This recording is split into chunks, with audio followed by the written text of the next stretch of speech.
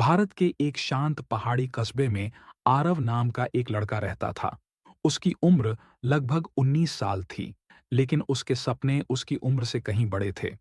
उसके पिता लकड़ी का काम करते थे, पुरानी कुर्सियां ठीक करना, दरवाजे बनाना, टूटी मेजों को सुधारना। आय बस इतनी थी कि घर चल जाए। लेकिन आरव का मन कहीं और लगता था। उसे मशीनों से खेलना, मोटर खोलना, उपकरण सुधारना बेहद पसंद था। गांव के लोग कहते, ये लड़का अपने बाप का काम नहीं करेगा, बड़ा होकर पता नहीं क्या बनेगा। लेकिन पिता हमेशा मुस्कुराकर कहते, सपने बड़े हों तो मेहनत भी बड़ी करनी पड़ती है। शुरुआत। एक पुराना सपना। पिता के पास एक पुरानी, खराब पड़ी सिलाई मशीन थी। आरव को उससे बहुत लगाव था। वह रोज उसे खोलता, साफ करता, ठीक करने की कोशिश करता। कई बार असफल होने पर निराश हो जाता, लेकिन पिता हर बार वही बात दोहराते, मेहनत और विश्वास दोनों साथ रहें तो कुछ भी असंभव नहीं। एक दिन अचानक पिता बीमार पड़ गए। दवाई और इलाज पर खर्च बढ़ गया। काम रुक गया। घर की हालत खराब होने लगी। परिवार मुश्किल में था। मां चिंता में दिन रात जागती। एक रात आरव को पिता की बातें याद आईं। उसने तय किया, कुछ करना ही होगा। पहला कदम, छोटी शुरुआत। आरव ने पिता का पुराना टूल बॉक्स उठाया और कस्बे में घूमना शुरू किया। लोगों के पंखे खराब, मोटर जाम, पानी की मोटर बंद, लेकिन कोई ठीक करने वाला नहीं। उसने 50 से 100 रुपये की छोटी-छोटी मरम्मतें शुरू कीं। पहले दिन 150 रुपये मिले, दूसरे दिन 220। धीरे-धीरे लोगों ने कहना शुरू किया, यह लड़का मेहनती है, काम ठीक करता है, ईमानदार भी है। लेकिन असली परीक्षा अब शुरू होनी थी। बड़ी चुनौती, सबको गलत साबित करना। कस्बे में एक बड़ी आटा मिल थी। कई मजदूर वहां काम करते और गांव की अर्थव्यवस्था उसी पर निर्भर थी। एक दिन मिल की बड़ी मशीन अचानक बंद हो गई।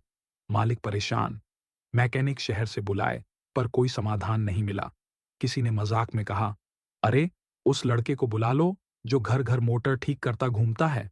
सब हंस पड़े, पर मिल मालिक ने थक कर कहा, उसे बुलाओ। जब आरव वहां पहुंचा, बड़े मैकेनिक उसे देखकर बोले, बेटा, ये खिलौना नहीं है, ये भारी मशीन है, ये तुझसे नहीं होगा। आरव ने शांति से कहा, क्यों नहीं होगा सर? कोशिश तो करने दीजिए।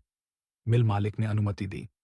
मेहनत कड़ी, गहरी और थकान भरी। आरव ने घंटों मशीन खोली, ग्रेस भरा, जमे हिस्से साफ किए, बेल्ट सही की, वायरिंग चेक की। पसीने से भरा उसका चेहरा, हाथों पर ग्रीस, लेकिन आंखों में विश्वास। शाम से रात हो गई, रात से सुबह।